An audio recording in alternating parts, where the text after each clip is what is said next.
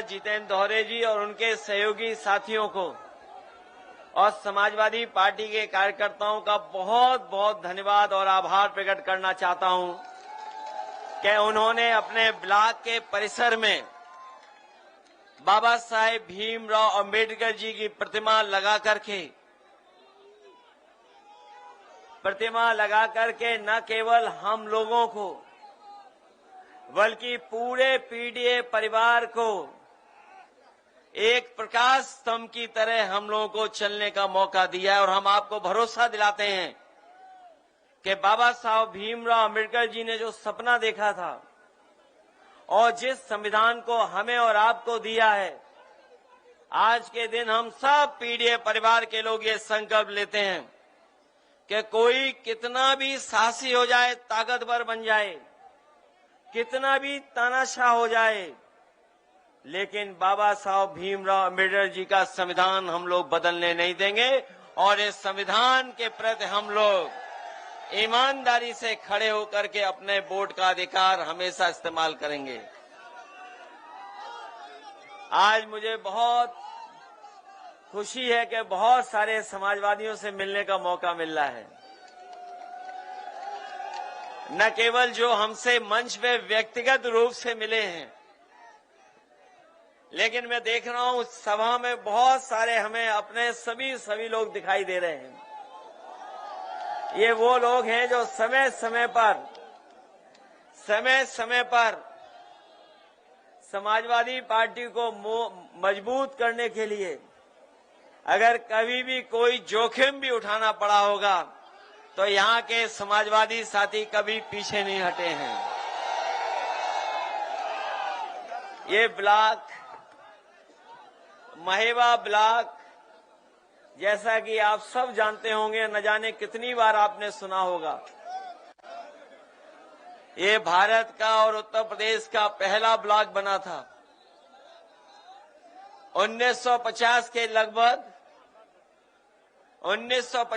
लगभग ये पहला ब्लॉक बना था और पहला ब्लॉक बनने का सपना यही था कि जो हमारे गरीब हैं, गांव में रहने वाले लोग हैं, जो ग्रामीण स्तर पे अपना जीवन यापन कर रहे हैं, समय समय पे जो उन्हें समस्याएं होती हैं, जो खेती बाड़ी से लेकर के उनको आगे बढ़ाने के लिए जो योजनाएं आए, वो ब्लॉक स्तर से लागू होकर के हमारे गरीबों के खुशहाली को बनाने का काम करें।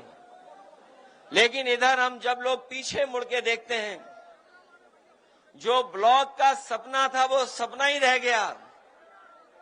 न केवल सपना रह गया, बल्कि बाबा साहब भीमराव अंबेडकर जी ने ये कहा था कि आजाद भारत होने के बाद हम अंग्रेजों को और उस समय की सरकारों को इस बात के लिए नहीं कह सकते हैं कि उन्होंने बुराई लाने का काम किया है, उनकी वजह से हम खुशहाली और तरक्की के रास्ते पे नहीं हैं। क्योंकि अंग्रेज जाने के बाद न केवल हमारा देश आजाद हुआ, बल्कि बाबा साहब भीमराव अंबेडकर जी ने हमें दुनिया का सबसे अच्छा संविधान दिया और संविधान देने के साथ साथ उन्होंने हमें और आपको अधिकार दिलाने का काम किया है। और वो अधिकार जो हमें संविधान से मिले हैं, हम और आप लोग देखते हैं कि कभी कभी हमारे अधिकारों को छीनने का काम करते हैं। हमारे अधिकारों की कोई परवाह नहीं कर रहा है। पिछले चुनाव में जिस समय समाजवादियों ने पीडीए परिवार का नारा दिया और नारे के साथ साथ हम लोगों ने संविधान बचाने का संकल्प लिया और उसका परिणाम ये हुआ कि न केवल भारतीय जनता पार्टी उत्तर प्रदेश में हारी है, बल्कि उत्तर प्रदेश में सबसे ज्यादा सीटें लोकसभा में जीतने वाली समाजवादी पार्टी बन गई। आज पीडीए और संविधान और बाबा साहब भीमराव अंबेडकर जी का संविधान, डॉक्टर राम मनोहर लोहिया के हमारा समाजवादी चिंतन और नेताजी के संघर्ष की वजह से आज हम लोग सबसे बड़ी पार्टी हैं उत्तर प्रदेश में, जहां इंडिया गठबंधन ने सबसे ज्यादा सीटें जीती, वहीं भारतीय जनता पार्टी को हम लोगों ने बहुमत से दूर करने का काम भी किया है। आज उनका बहुमत नहीं है। वैसे तो इटावा औरैया वाले लोग बहुत क्रांतिकारी हैं और क्रांतिकारी हों भी क्यों नहीं, ये हमारे इटावा औरैया वाले जो इतिहास के पन्नों को पलटते होंगे, जो इतिहास को जानते होंगे, ये इटावा औरैया का बहुत महत्वपूर्ण इतिहास रहा है। और यहां के लोग क्रांतिकारी क्यों न हो जब चंबल बगल में बह रही हो और जहां हमें रिवाइंस देखने को मिलती हो। मुझे नहीं लगता है कि कहीं भी ऐसी बेहड़ होगी देश में जैसी बेहड़ हमारे आपके जिलों में है। केवल हमारा इतिहास चंबल बेहड़ से नहीं है, बल्कि इतिहास जो जानते होंगे इटावा का वो जानते होंगे ए.ओ. ह्यूम, जो ए.ओ. ह्यूम थे, जब 1857 की आजादी की लड़ाई हुई और उसमें यहां के जो कलेक्टर इटावा के थे, उन्हें क्रांतिकारियों का मुकाबला करने के लिए उन्हें भागना पड़ा और यहां से भाग करके निकल गए। और इतिहास ये भी कहता है कि ए.ओ. ह्यूम जब 1857 की हमारी आजादी की लड़ाई थी उसमें उसी तरह भागे थे जैसे एक बार कोई बाबा जी दिल्ली में भागे थे कपड़े पहन करके। ये इतिहास के पन्नों में दर्ज है। ये वही ए.ओ. ह्यूम है जिन्होंने कांग्रेस की स्थापना करने का काम किया था। ये जो कांग्रेस बनी है पार्टी, जो ए.ओ. ह्यूम का योगदान भी है, लेकिन अंग्रेज भी थे वो। इतिहास ये भी कहता है कि जब वो भारत छोड़ के गए थे, जब यहां से उन्हें जाना पड़ा, तो अपना सामान तो ले ही गए थे, लेकिन देश की चिड़ियों को भी पैकेट में बंद कर करके ले गए थे। और जो जानकारी मिलती है उस जानकारी में यह है कि लगभग 5000 लकड़ी के डब्बों में चिड़ियों को भर करके यहां से ले गए थे। और उसी की वजह से जो यहां से चिड़िया लेके गए थे वो उसी से म्यूजियम बना था जाकर के। न केवल ए.ओ. ह्यूम का यहां का है हमारा इतिहास, बल्कि औरैया के लोग जानते होंगे गेंदालाल दीक्षित का भी बहुत बड़ा योगदान है आजादी को दिलाने में। उन्होंने जो मैनपुरी कॉन्स्पिरेसी के वजह से जो उन्हें प्रताड़ना झेलनी पड़ी, जो गेंदालाल दीक्षित जी थे,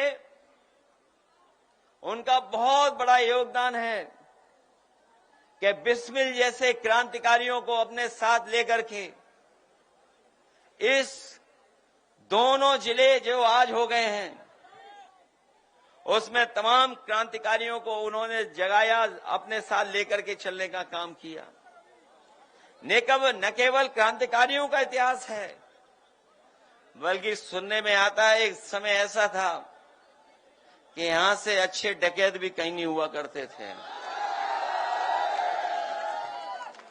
जो डकैत हुए हैं उनकी अपनी अपनी अलग कहानियां हैं।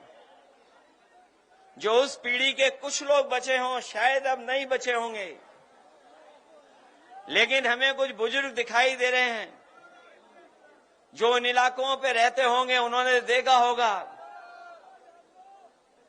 कभी कभी घोड़ों से भी वो आते थे।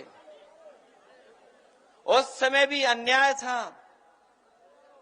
वो भी कहानियां हैं बहुत सारी डकैतों की, जिसकी वजह से इटावा, मैनपुरी और औरैया और आपके बगल के जिलों का जो मध्य प्रदेश के जिले की एक पहचान बनी है, उस समय भी तमाम ऐसे लोग हुए पैदा जिन्होंने अन्याय के खिलाफ लड़ने का काम किया। हमारे साथी जो फूलन देवी का नाम ले रहे हैं, फूलन देवी का भी एक अलग इतिहास है और शायद धरती पर दुनिया के इतिहास में इतना प्रताड़ना, इतना अन्याय, इतना अपमान किसी महिला का नहीं हुआ होगा जो फूलन देवी का एक समय पर हुआ है। इतिहास अलग अलग तरीके से लिखा गया। मुझे याद है कि फिल्म बनाने वाले जिन्होंने फूलन देवी फिल्म बनाई थी, जो फिल्म बनाई थी बैंडिट क्वीन, एक बहुत बड़े डायरेक्टर हैं, वो हमें एक हवाई जहाज में टकरा गए थे। उस समय हमारे साथ हमारे अंकल भी थे। वो एक लंबी यात्रा थी। उन्होंने उस फिल्म के बारे में जिक्र किया और पूछा कि ये बताओ, जब फिल्म अंत हो रही है, बात खत्म हो रही है, तो आपने नेताजी और समाजवादियों का नाम क्यों नहीं लिखा? जिन लोगों ने फिल्म देखी होगी, अगर यूट्यूब, नेटफ्लिक्स, तमाम प्लेटफॉर्म हैं, और आखिरी में यही आता है कि एक पिछड़ी जाति की सरकार आई, उसने फूलन देवी पर मुकदमे वापस लिए, और न केवल मुकदमे वापस लिए बल्कि छुड़वाया। और हमें खुशी इस बात की कि नेताजी ने उनके साथ जो व्यवहार हुआ, जो अपमान हुआ था, उसको सम्मान बदलने के लिए नेताजी ने और समाजवादी पार्टी ने लोकसभा में पहुंचाने का काम किया। और ये शर्त थी, बहुत लोग इतिहास ये नहीं जानते होंगे, वो शर्त ये थी, जब आत्मसमर्पण हुआ था उस समय मुख्यमंत्री अर्जुन सिंह जी थे, और उस समय आत्मसमर्पण के समय ये तय हुआ था कि जो जो डाकू इस समय आत्मसमर्पण कर रहे हैं, इन सब को छोड़ दिया जाएगा। उस समय जिन जिन ने आत्मसमर्पण किया था, सब डकैत छोड़ दिए गए थे, केवल फूलन देवी को नहीं छोड़ा गया था। इसीलिए उसी आधार पर नेताजी ने उनके केस वापस लेकर के लोकसभा में भी पहुंचाने का काम किया। जहां इतिहास ये है, वहीं अगर आज के समय पर हम लोग कहीं मुगले आजम का नाम ले दें तो न जाने कितनों को परेशानी हो जाएगी। ये समय ऐसा है कि इतिहास को अलग अलग तरीके से देख रहे हैं लोग, और इस समय पर अगर हम लोग कहीं ये कह दें कि मुगले आजम की फिल्म बनाने वाला वो पैदा अगर हुआ था तो कहां अपने इटावाई में पैदा हुए थे के आसिफ, शायद वैसी फिल्म कभी नहीं बनी होगी जो मुगले आजम की फिल्म बनी है। उसको बनने में भी न जाने कितने वर्ष लगे थे। ये भी इतिहास है इटावा और हमारा आपका औरैया का।